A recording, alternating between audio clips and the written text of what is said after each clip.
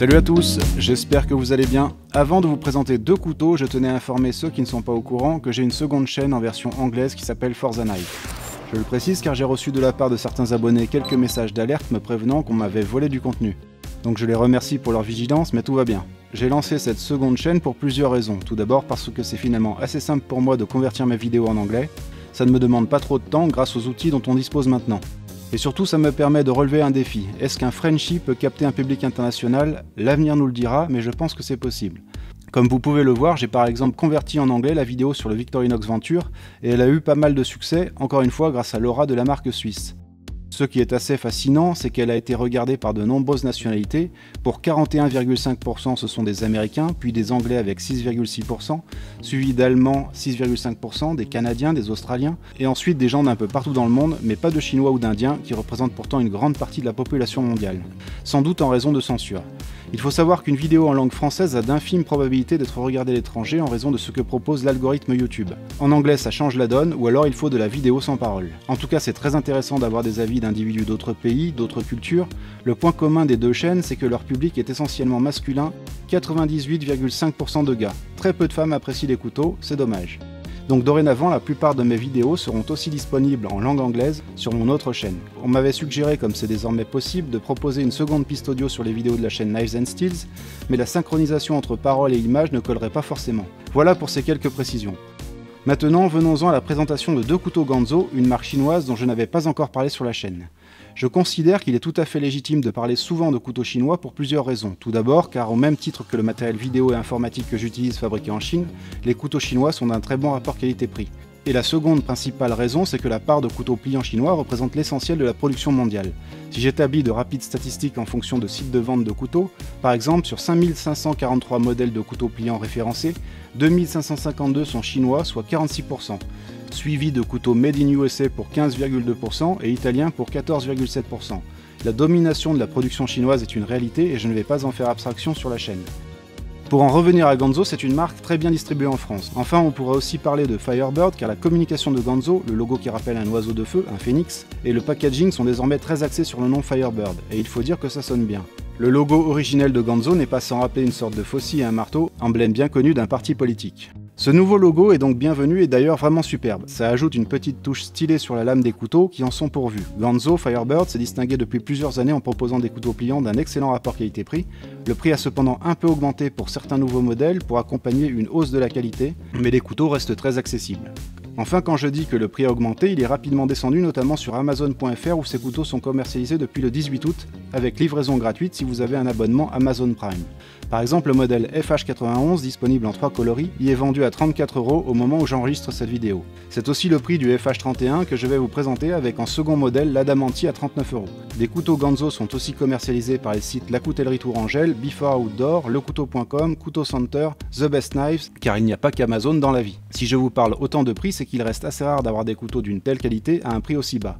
L'intérêt des couteaux Ganzo, c'est que leur prix permet de s'en offrir un sans trop se mettre dans le rouge. Commençons par le modèle Firebird FH31 avec manche en G10 noir. La principale particularité de ce couteau, c'est sa lame de forme Wharncliffe. Le Wharncliffe avec son tranchant complètement rectiligne est assez particulier. On peut ne pas aimer, mais j'ai cependant jugé intéressant de présenter ce modèle comparativement au FH91 qui a une lame drop point classique. La lame du FH31 présente un joli faux tranchant sur le dos de la pointe, ça confère un très beau style au couteau. En parlant de style, il y a aussi le backspacer en G10 sur la fin du manche, avec des cannelures et des trous dont l'un peut permettre de passer une lanière. Le G10 est bien texturé, ce modèle est dispo en 3 coloris, noir, vert olive et plaquettes carbone, et également avec des lames noires. Pour rappel, le G10 est un matériau composite à base de résine, il est très résistant au choc, au soleil, à l'eau. Les plaquettes sont fixées sur des platines en acier ajouré pour un gain de poids. Le couteau pèse 111 grammes, sa lame mesure 86 mm pour 3 mm d'épaisseur, longueur totale de 198 mm. Le clip de poche en acier est réversible si on démonte le petit cache métallique qui abrite les pré-trous. L'ouverture se fait par flipper, le pivot est sur roulement à billes, niveau fluidité j'ai connu mieux mais ça reste facile.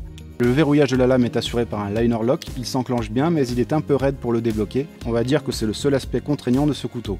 La prise en main est bonne, j'apprécie le jimping métallique sur le manche formé par une petite partie des platines. L'acier de la lame est le célèbre D2, un acier très adapté au couteau pliant. C'est un alliage qui aurait pu être considéré comme haut de gamme si sa résistance à l'oxydation avait été supérieure, car c'est un acier à bas prix qui conserve bien son tranchant, ce qui est la caractéristique principale des aciers inox haut de gamme. Mais rassurons-nous, il y a peu de risques que la lame en D2 présente des taches de rouille. Pour en avoir le cœur net, j'avais testé pendant plusieurs mois un couteau pliant avec lame en D2, pendant de très nombreux cycles de lavage et séchage à l'air libre, et il n'y a eu aucun problème. Bien entendu, il peut y avoir de la variabilité de qualité dans la production d'acier D2, mais globalement ça reste un des meilleurs aciers bon marché. Le D2 sur les couteaux Ganzo est annoncé à une dureté de 60 HRC.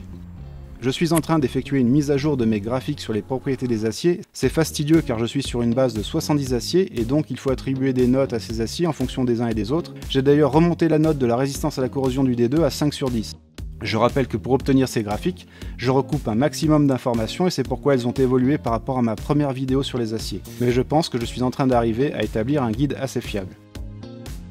C'est aussi du D2 dont est formée la lame du second couteau, l'Adimanti, designé par Ruslan Skyman. Pour 5 € de plus, l'Adimanti est d'un niveau supérieur au FH31, pour une bonne et simple raison, son verrouillage Framelock. En effet, le cadre de ce couteau est formé d'un côté Framelock tout en acier inox, et de l'autre d'une platine acier sur laquelle est fixée une plaquette en G10. Sur l'Adimanti, on retrouve une lame de forme drop point de 85 mm de long pour 3,5 mm d'épaisseur. Le couteau mesure 20,5 cm pour 114 g. Cette lame comporte des inscriptions côté gauche et droit, dont le logo Adimanti qui semble annonciateur de plusieurs gammes de couteaux. La lame présente aussi un long faux tranchant très harmonieux, il y a aussi un banc de jimping. Le couteau est disponible en 7 coloris de plaquettes en G10, sauf violet mais aussi orange, rouge, vert, noir, bleu, camouflage et un en fibre de carbone. Combinaison G10 acier et séduisante, ça donne un double style à ce couteau, un côté tout métal et de l'autre le G10 qui apporte du grip et de la fantaisie si vous optez pour un coloris fun. La platine en acier est ajourée, le déclenchement de l'ouverture se fait par le flipper et sur l'Adimanti c'est parfaitement fluide. Le Framelock assure un verrouillage très fiable et robuste, il est facilement actionnable pour refermer le couteau.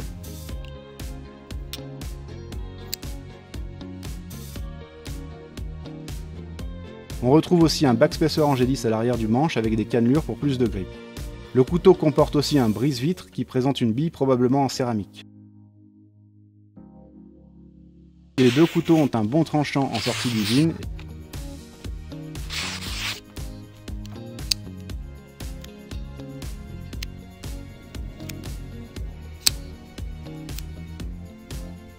Ils sont livrés avec un petit étui. Comme je vous l'ai dit, l'Adimanti se situe un cran au-dessus en termes de caractéristiques techniques et de maniabilité, meilleure détente, framelock plus fonctionnel et style à mes yeux plus séduisant.